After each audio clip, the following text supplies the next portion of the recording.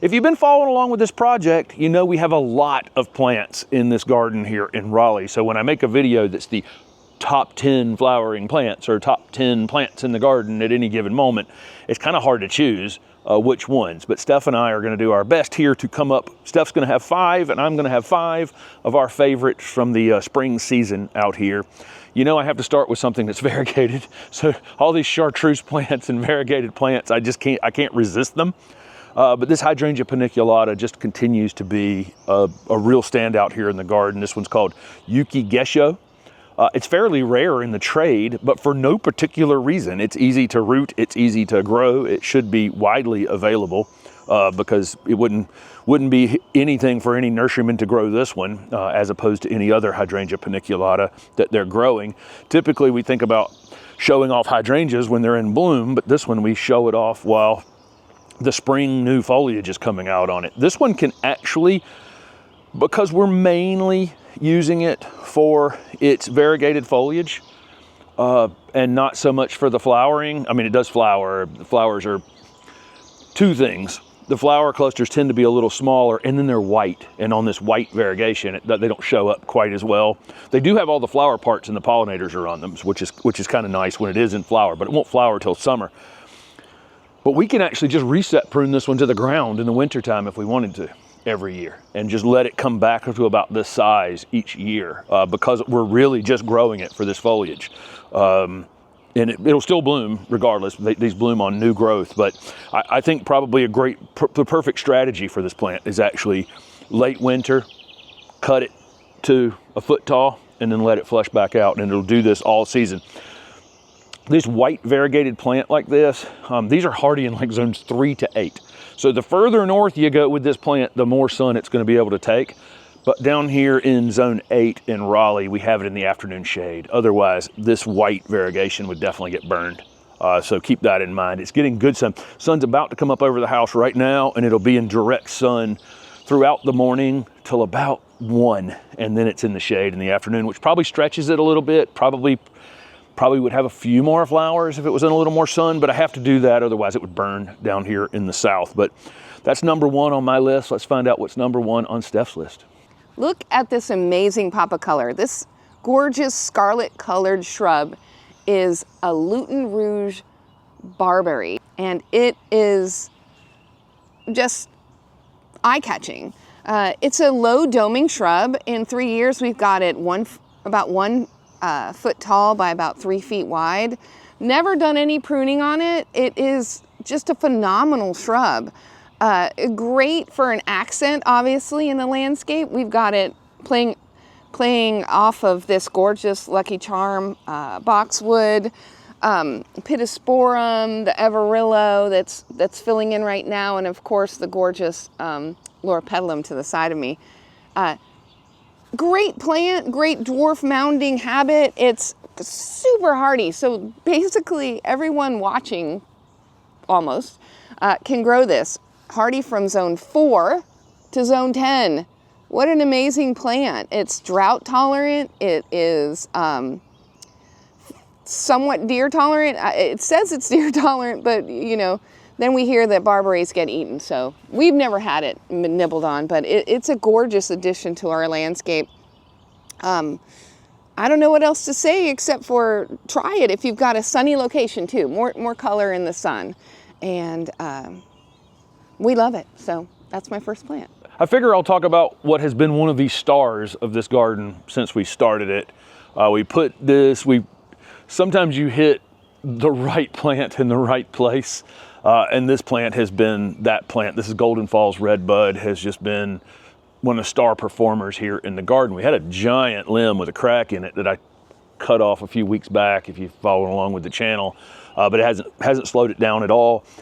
Thing's incredibly fast growing. I limbed it up in that same video and it's almost back on the ground already. The leaves are just unfolding here. New growth is on it now with a kind of a little bit of a reddish tinge to it.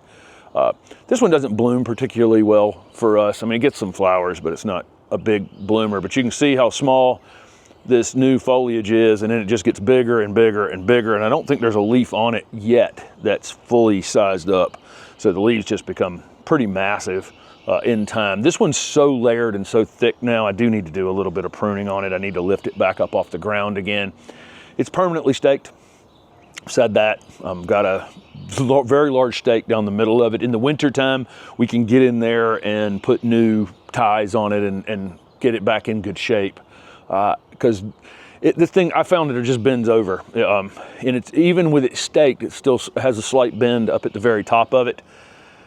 You have to, these don't gain any height. So if you buy one that's only 3 feet tall, it's only going to be 3 feet tall unless you stake a new piece up high. This one, we bought it at about this height. It's probably gained 4 inches since we bought it. So you have to buy the one that's already the height you want it, or be prepared to put a little bit of work into it during the season.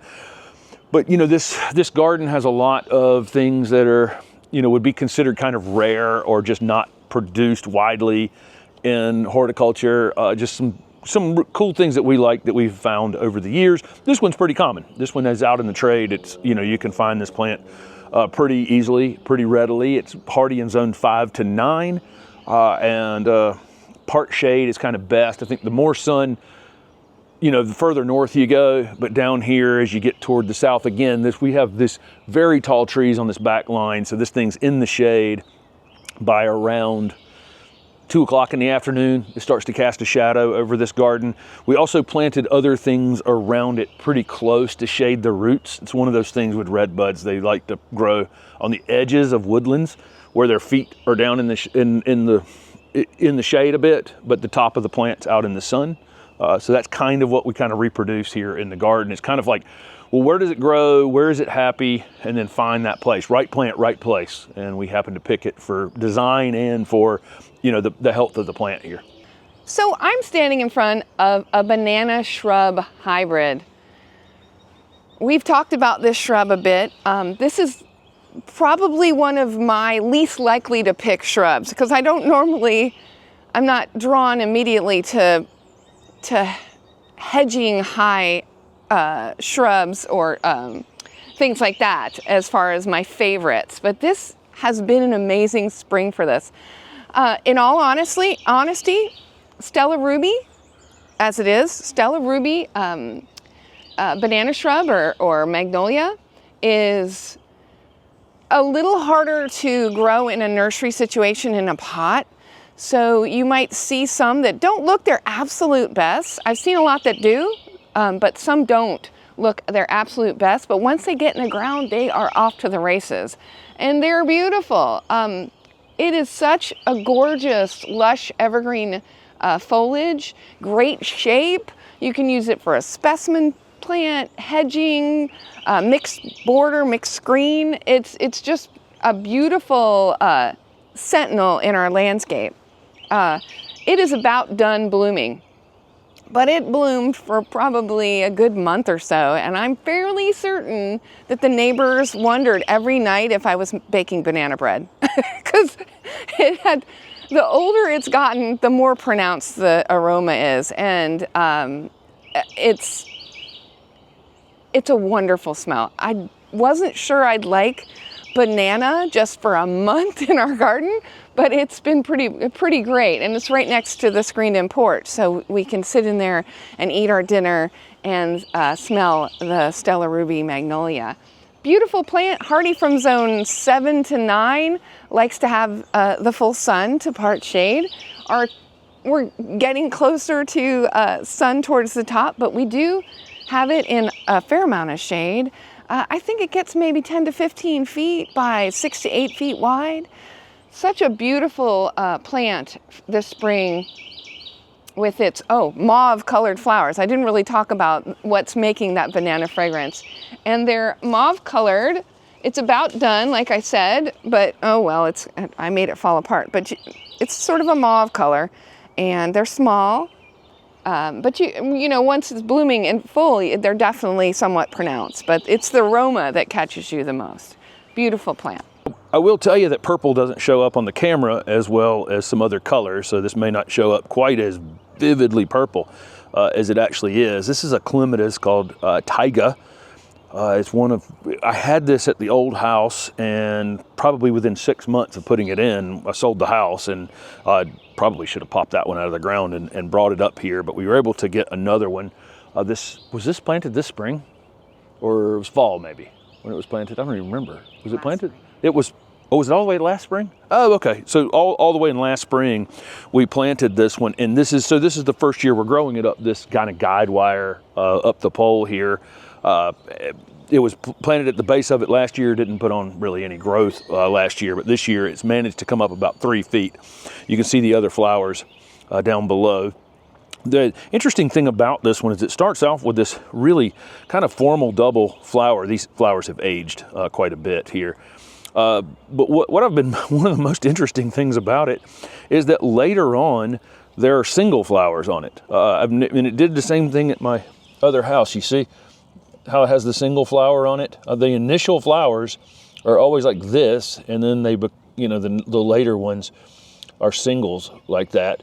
It's very long bloomed, longer bloomed than a couple of our other clematis out here. I think this one was introduced at the Chelsea Flower Show back in 2017, and slowly but surely there's availability on it, and I think this one should just be in gardens everywhere.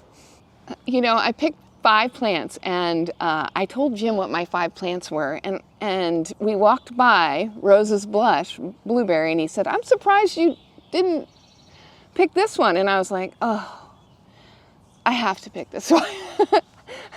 This is one of my favorite plants in the whole landscape, all 4 seasons, because it's a 4-season plant. It's an evergreen with just changeable color. Right now, you can see on it a green, a bluish green, a pink. It's got the some flowers, some whitish pink flowers, and it's starting to form the blueberries as well. It's an amazing plant. It's a Southeast native, so I'm adding a lovely native to the group. It's been cultivated from a native plant. It is so wonderful. I wish we had a bunch. I'd love to put more on the other side of this bed. It's just a beautiful plant. Zone 7 to 9, it'll get about, ours is about 4 feet tall. Yeah, so I'm gonna guess, not guess, but it'll get about 3 to 4 feet tall by 3 to 4 feet wide. And if you want to plant an evergreen plant that just is a chameleon in your landscape, but a gorgeous chameleon at the same time, opt for Rose's Blush Blueberry. Such a great addition to our landscape. If you've watched the channel for any length of time, you know that Juliet Clara is near the top of my list for awesome plants. This one has now reached about 6 feet in height. It was maybe 18 inches tall when it went in almost 4 years ago now at this point. Variegated plants tend to grow a little slower, so if you're using this Clara as a screening plant, it's going to take a little longer. Probably best use is like a corner foundation plant or in between windows, someplace where you can use some height in the future, but you're not in a rush to get that height tomorrow. Absolutely, this is a stunning variegated plant. I've said in the past that it feels like every leaf has been painted individually rather than having we've got Romeo Clara as well, and it has a kind of a perfect yellow edge variegation on it. This one, it just literally looks like every leaf has been painted differently. When the new growth is flushing and it's just finishing its first flush of the season, you get kind of a burgundy hue to that new foliage, and then it settles into this. I've got this in a little more shade than it would like, and so it's stretching a bit. You see how it's a little bit thin up here on top? But what we'll do after this new growth, this flush has happened, we'll come in here and prune this back just a little bit, and that'll get it starting to fill in like it is down here below. Just like any other variegated plant, if you get any kind of reversion in it, I got a green branch coming right here, okay? That's the kind of thing you want to get out of there as soon as possible. Normally you won't get a lot of this, but make sure if you ever do get a green branch in any kind of variegated or chartreuse plant, that will grow faster than the variegated part. So it's gone now. But this has been one of our favorite plants here in the landscape. It gets pruned once a year, starting last year. So I haven't touched it. This will be the second time touching it, but keep the weeds away from it, keep it well mulched. We've watered it when it was dry initially, but now that it's rooted in, it needs no maintenance at all. But again, not really growing this one for flowers. Very insignificant flowers on these Clara, growing this one for the foliage. All right, here we have, I would say, the most abused plant in this landscape. It is Deutzia scabra variegata, or fuzzy Deutzia, variegated fuzzy Deutzia. We have moved this plant from, well, first off, we bought it in a little quart, a little bitty quart. I think it was $5.